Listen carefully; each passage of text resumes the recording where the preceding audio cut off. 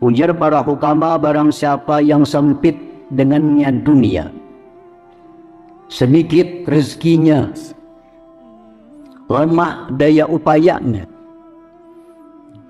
artinya tak ada perjakian. Orang ini hidup susah, ada banyak rezeki, daya upaya kadada, kemampuan. Hendaklah dia memperbanyak berzikir, memperbanyak itu dari hitungannya, artinya baca sebanyak-banyaknya. Yaftahillah, Allah buka atas dia abwaab rizki, pintu-pintu rizki Allah. Allah buka pintu rizki. Wa yarzuquhu min haitsu la yahtasib, Allah akan berikan dia rezeki tanpa dikira-kira. Allah akan mengirim orang-orang untuk menyampaikan rezeki kepada kita.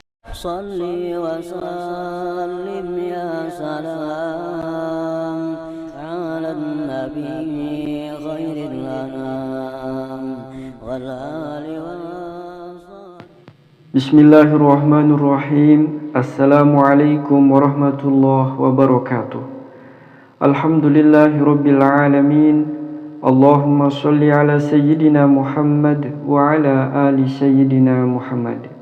Sahabat channel Al-Madinah yang dirahmati Allah, kembali pada kesempatan yang mulia ini kita akan sama-sama mendengarkan tausiah yang akan disampaikan oleh guru kita Al-Mukarram Kiai Haji Muhammad Bakhit atau Guru Bakit.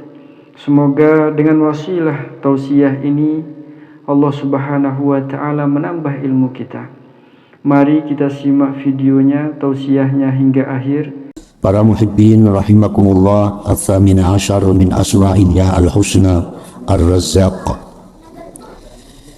yang ke-18 dari asma'ul husna ar-razzaq.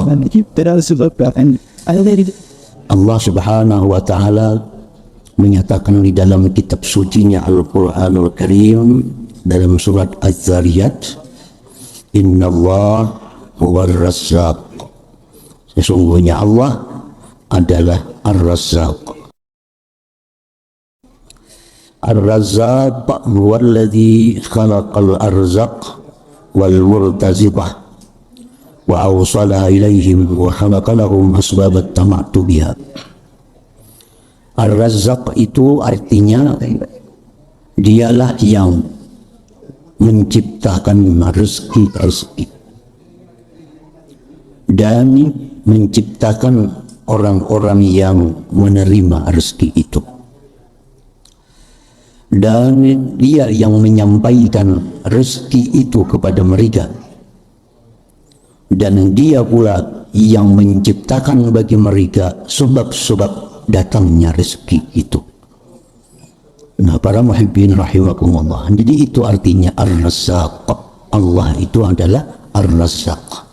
Dia yang menciptakan segala rezeki, dia yang menciptakan orang-orang yang diberi rezeki, dia yang menyampaikan rezeki kepada mereka, dia pula yang menciptakan segala sebab untuk datangnya rezeki itu.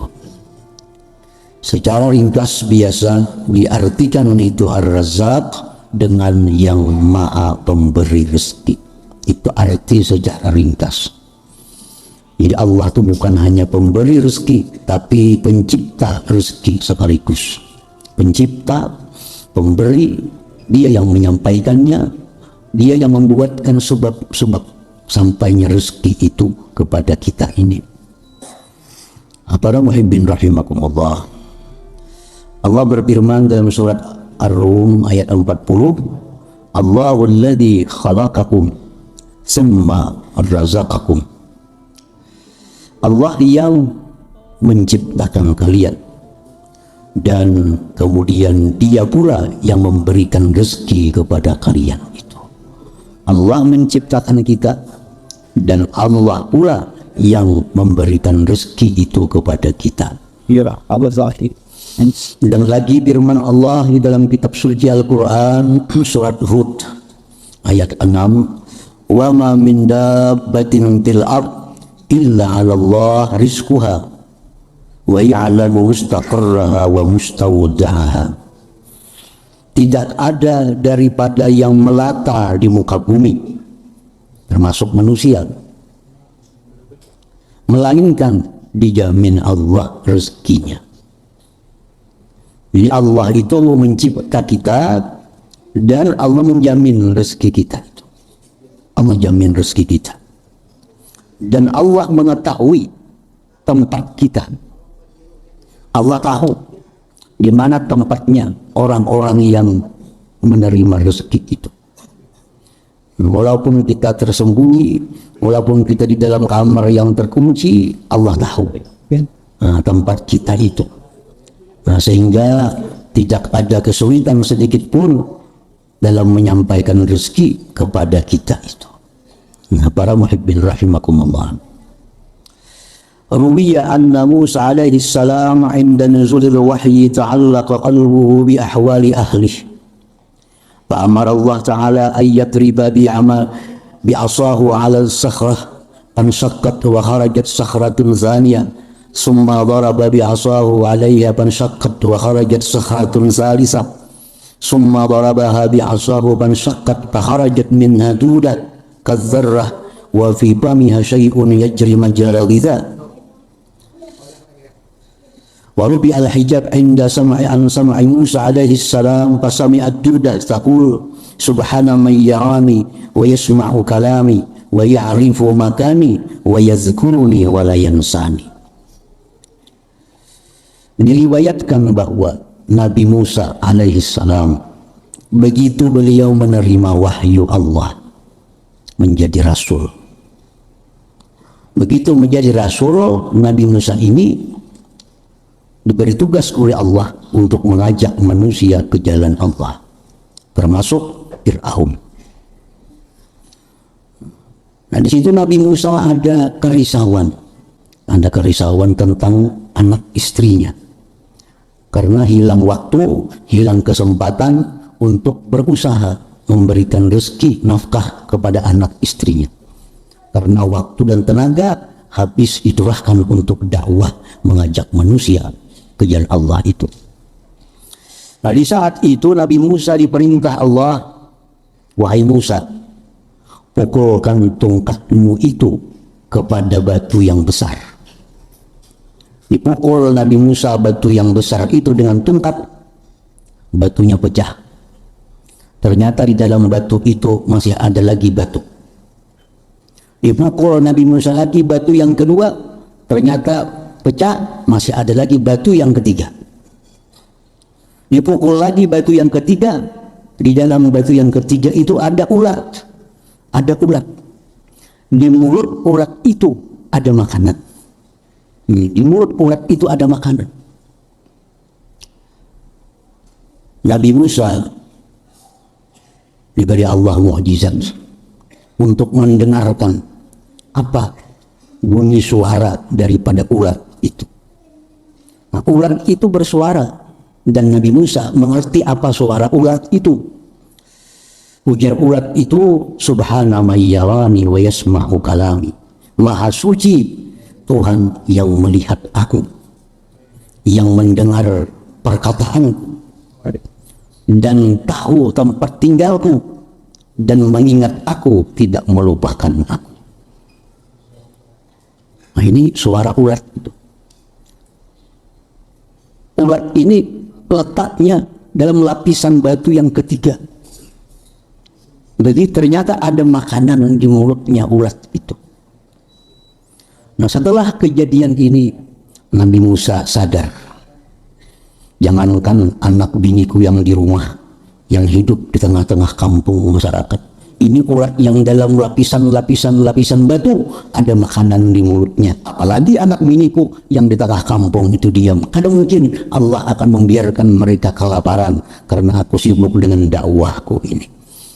Nah, para muhibbin rahimahullah, jadi Allah yang menciptakan ulat, Allah yang memberikan rezeki kepada ulat itu, dan Allah yang membuatkan sebab menyampaikan makanan kepada ulat itu. Nah, ini menguatkan hati Nabi Musa untuk menyerahkan urusan rezeki itu kepada Allah Subhanahu wa ta'ala. Nah, para muhibbin rahimakumullah, jadi itulah kandungan daripada nama Allah yang ke-18 ini, Ar-Razzaq itu. Dia yang menciptakan rezeki, dia yang menciptakan makhluk yang diberi rezeki, dia yang menyampaikan rezeki, dia pula yang mengusahakan sebab datangnya rezeki itu.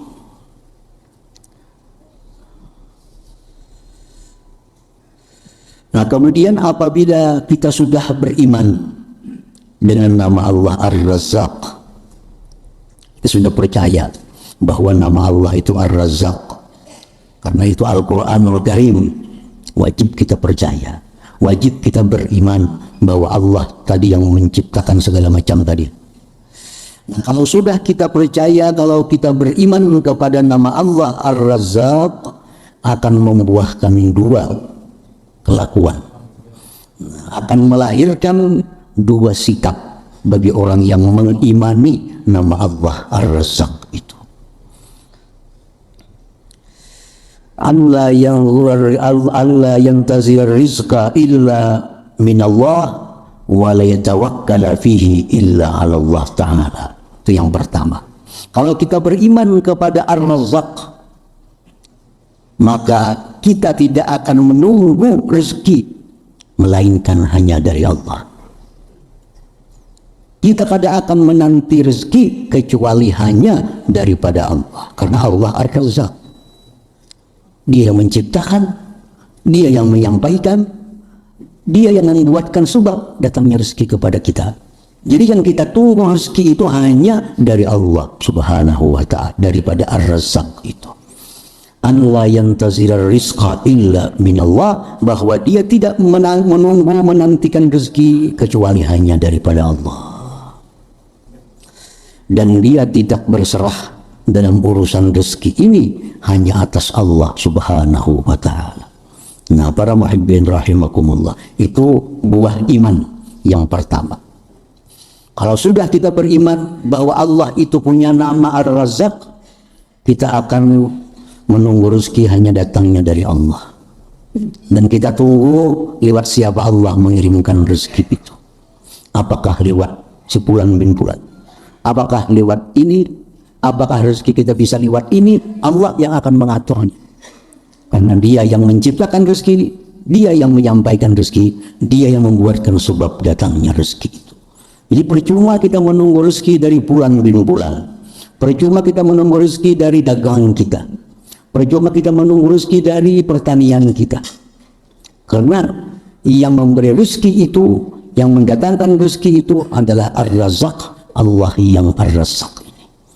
Jadi tunggulah rezeki dari Allah Subhanahu wa Ta'ala, jangan dari yang lain, kalau kita beriman dengan Ar-Razzaq ini.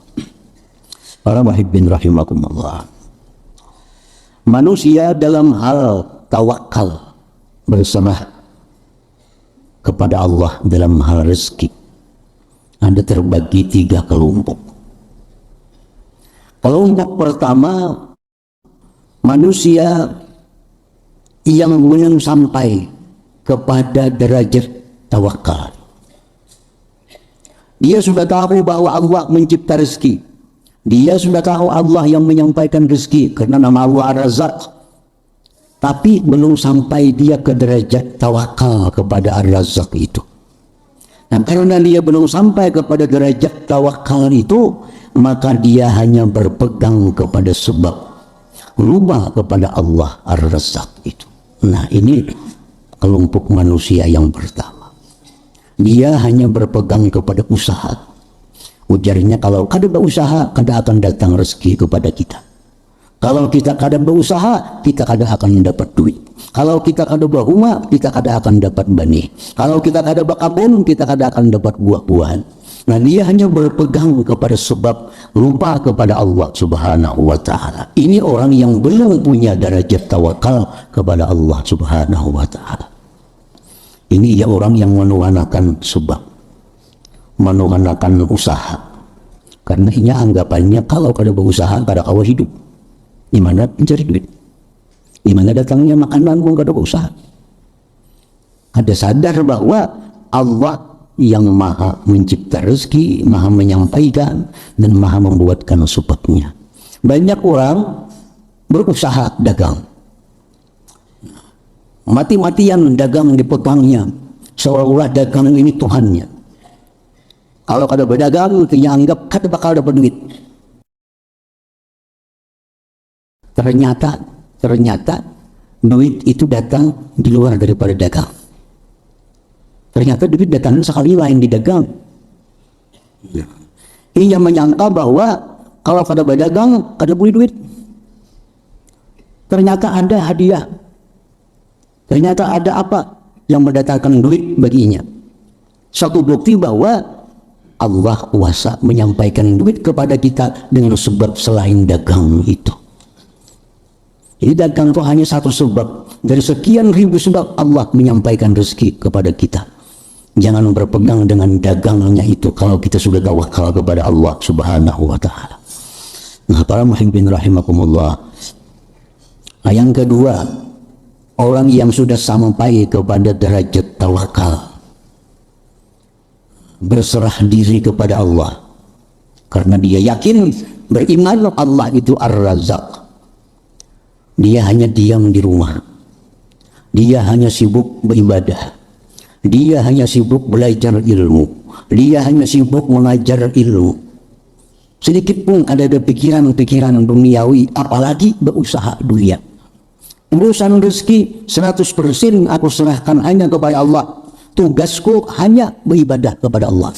Kada perlu berdagang, kada perlu berkebun, kada perlu beternak, kada perlu, aku hanya beribadah kepada Allah. Allah dengan namanya Ar-Razzaq pasti akan mengirimkan rezeki kepadaku.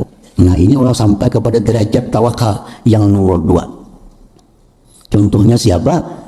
Maryam, ibunda Nabi Isa alaihissalam. Nah, Maryam itu diam di dalam mihrab. Kada tahu urusan nasi, kada tahu urusan makan, kada tahu urusan iwak. Tugasnya hanya beribadah kepada Allah. Beribadah. Begitu masuk Nabi Zakaria ke dalam mihrab, ada makanan. Kullama dakhala 'alaiha al-mihrab wajada 'indaha rizqa. Qala ya Maryam anna laki hadha? Qalat huwa min 'indillah. Nabi Zakaria bingung, wahai Maryam, dari mana ini makanan? Maka Ijam dalam mihrab, ada keluar. Ijam kada berusaha, Ijam kada bermasak, Ijam kada mencari makanan. Gimana makanan datangnya? Apa jar Maryam? Min indillah, itu dari Allah. Allah yang mengatur siapa-siapa kan mengatari makanan ke situ. Hari ini yang sebelah masjid belajar, aku nak mengatari Maryam gini makanan. Nah, esoknya yang sebelah sana, hari-hari datang aja makanan kepada Maryam. Kada tahu di usaha. Tugas Maryam hanya ibadah kepada Allah, urusan rezeki diserahkan kepada Ar-Razzaq, Tuhan yang Maha Pemberi rezeki itu. Nah, ini orang yang sampai kepada derajat tawakal yang nomor 2. Nah, kemudian lagi derajat tawakal yang paling tinggi. Nah, tawakal yang nomor 3. Derajat tawakal yang nomor 3 ini orang yang berusaha, berdagang, bertani, beternak, tapi hatinya sedikit pun kada berpegang kepada dagangnya, kepada tanamannya, kepada ternaknya. Dia hanya berpegang kepada Allah Subhanahu wa taala. Ini derajat tawakal yang paling tinggi. Ini kada berusahaan itu masih di bawah lagi. Paling tinggi itu ini bukan toko. Tapi sedikit pun di hatinya bukan toko ini yang memberi dia rezeki, tapi Allah yang memberi rezeki lewat sebab toko daganganku ini. Hatinya kada pernah lupa kepada Allah. Dah tahu orang ngelatari duit, ia yakin bahwa duit ini adalah kiriman Allah lewat sebulan bin bulan ini. Nah, ini orang yang sudah sampai derajat tawakal yang paling tinggi. Nah, jadi bukan hanya diam di rumah, bukan hanya beribadah kepada Allah, tapi derajat tawakal yang tinggi itu orang yang berusaha, tapi usahanya kada melalaikan dia daripada ingat kepada Allah Subhanahu wa taala. Nah, para muhibbin rahimakumullah. Maryam ibunda Nabi Isa. Nah, sewaktu beliau belum mengandung Nabi Isa, tadi di mihrab diamnya. Karena kalau orang masuk ke situ dikunci. Coba Nabi Zakaria yang punya kuncinya.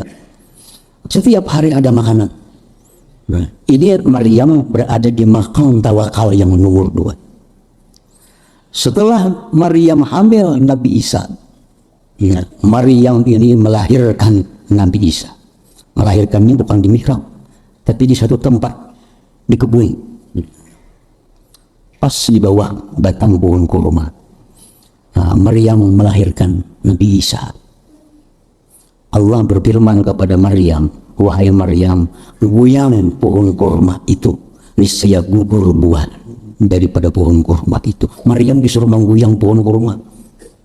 Waktu di mihrab tadi Maryam kada bergoyang-goyang pohon kurma, makanannya yang datang. Itu makam Maryam sebelum melahirkan Nabi Isa, belum hamil. Beliau hanya masih di makam tawakal yang nomor 2. Yang di makam tawakal yang ketiga, Nabi Maryam punya kedudukan yang sudah semakin tinggi di sisi Allah. Begitu melahirkan Nabi Isa, Allah perintahkan huzzi ilaiki. Nah, goyang pohon kurma itu, niscaya dia akan menggugurkan buah kepada engkau. Disuruh Maryam berusaha, menggoyang pohon berusaha, goyang pohon kurma supaya gugur buah. Padahal Allah bisa, seperti di mihrab datang rezeki tiap hari. Jadi Maryam disuruh menggoyang pohon kurma. Artinya apa? Bahwa derajat tawakal yang paling tinggi itu adalah orang yang berusaha, namun usahanya tidak membuat dia lupa kepada Allah Subhanahu wa Ta'ala. Itu yang paling hebat, yang paling tinggi. Silahkan bertani, silahkan beternak, silahkan berdagang, tapi jangan sampai usaha-usaha ini membuat kita lalai daripada ingat kepada Allah Subhanahu wa Ta'ala, apalagi sampai melanggar hukum Allah. Iya. Nah, para muhibbin rahimakumullah. Jadi pertama, kalau kita beriman bahwa Allah itu Ar-Razzaq, kita kadang menunggu rezeki melainkan dari Allah, dan kita tidak menyerahkan rezeki melainkan hanya kepada Allah Subhanahu wa Ta'ala. Itu pertama, buah iman kepada Ar-Razzaq ini. Nah, yang kedua, kalau kita beriman kepada Ar-Razzaq, ayyakuna sababan liusulil arzaq ila ibadillahi ta'ala bi af'alihi wa aqwalihi wa ahwalihi. Ya, bahwa dia yang beriman kepada Ar-Razzaq ini hendaknya menjadi sebab sampainya rezeki-rezeki manusia. Jadi orang beriman kepada Ar-Razzaq ini hendaknya, kalau sudah beriman kepada Ar-Razzaq ini, dia membuka peluang-peluang kerja, sehingga dia menjadi sebab datangnya rezeki Allah kepada hamba-hamba Allah Subhanahu wa Ta'ala. Ya. Ada orang kesusahan, datang lawaninya minta bantuan, bantu. Nah, berarti dia orang yang beriman dengan Ar-Razzaq, dia menyebabkan orang dapat rezeki. Ya. Ada orang kesusahan, orang kada kawa bayar hutang, orang kada kawa berobat, kita mampu, kita bantu, berarti kita beriman dengan Ar-Razzaq. Kenapa? Karena jadi sebab datangnya rezeki orang itu melalui kita. Jadi sumber rezeki. Nah, diri orang yang beriman kepada Ar-Razzaq ini jadi sumber rezeki orang lain kepadanya. Jadi rezeki Allah itu mengalir kepada makhluk Allah lewat dirinya. Jadi bukan hanya dia yang dapat rezeki, tapi dia sendiri merupakan pengalir rezeki Allah kepada makhluk Allah Subhanahu wa Ta'ala. Orang yang kikir dengan hartanya, orang yang kikir dengan perbuatannya, orang yang kikir dengan pemikirannya, jelas jauh daripada iman kepada Ar-Razzaq. Jelas dia kada beriman dengan nama Allah Ar-Razzaq, karena Ar-Razzaq itu pencipta rezeki sekaligus menyampaikan rezeki kepada orang lain. Imam Abdul Qadir Al-Jilani dalam doa beliau, Allahumma ja'al badani khizanata arzaqil abdan waj'al lisani khizanata qulubi ahlil iman. Ya Allah, jadikanlah badanku ini perbendaharaan rezeki badan-badan manusia. Nah, jadi orang kelaparan datang kepada sidin, ada beras. Orang kehausan datang kepada sidin, ada banyu. Nah, orang kehabisan ini datang kepada sidin, ada. Jadi sidin itu seolah-olah menjadi sumber rezeki daripada manusia-manusia yang lain. Nah, inilah bukti orang yang beriman kepada Ar-Razzaq itu.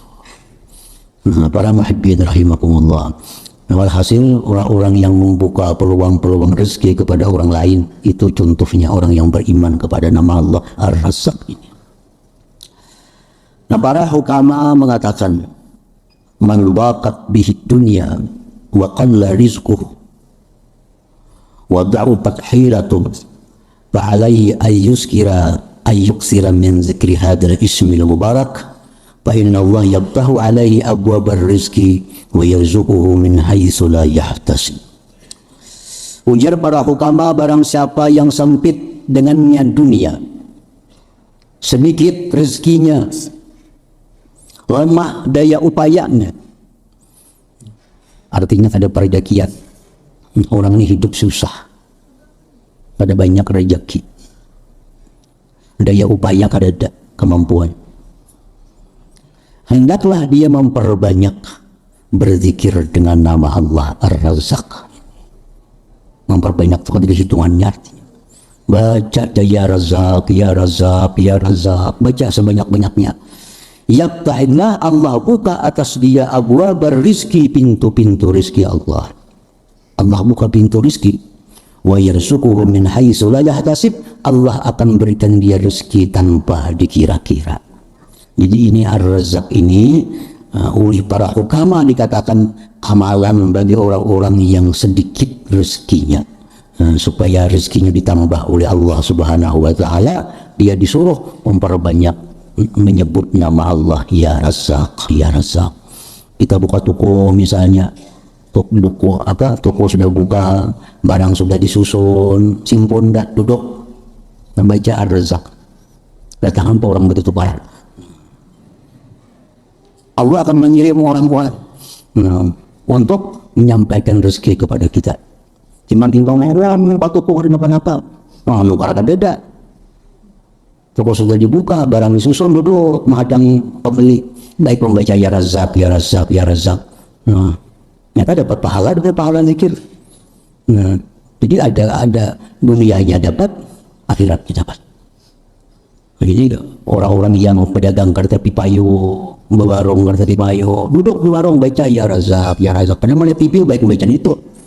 Apalagi Badung bergantung di mereka rugi lagi. Mana ada payu bergantung kalau ketinggalan baterai. Ada apa sih itu saudara? Itu kok pasangan sepi sunyi. Pedagangnya berkumpulan ada nama Badung, nama Becato. Dunia akhirat kau gitu, duit kada masuk, pahala kada masuk. Anjak kamu buka toko duduk, harus ada tasbih, ya Razzaq, ya Razzaq, ya Razzaq, ya Razzaq. Itu diibaratkan Siti Maryam mengguyang pohon kurma tadi. Nah, ya Razzaq guyang, Allah akan menjamin pusakit alaika rutaban janiyah, akan menggugurkan kurma itu kepada engkau. Dulu sekali dua kali kada mampan tuh biasa gitu loh. Kada mau amal langsung mampan sekali. Lalu kayak obat diminum ambil saya kepala lain amalan nih. Amalannya kayak herbal terus penerus amalan nah kayaknya harus berserta terbuka, nah kada katakan lagi jadinya lainnya. Cuma jangan sekali kalau ada perubahan, dua kali tetap dagang ada payu, tiga kali berhenti jangan. Nah itu anu berlalu kan. Salah saya sudah beli tiga kali itu henti, tarusakan aja baca, tarusakan baca. Jadi jamin wa yarzuquhu min haitsu la yahtasib, Allah akan beri dia rezeki dari jalan yang kada dikira-kira, dari jalan yang kada disangka-sangka. Nah itu faidah daripada orang-orang yang mengamalkan nama Allah ya Razzaq itu. Boleh dibaca di rumah, baik dibaca di warung, baca di toko, supir yang belum ada penumpang baca ya Razzaq. Semua boleh baca ya Razzaq ini. Salli wa sallim ya salam ala nabi khairil anam wal ali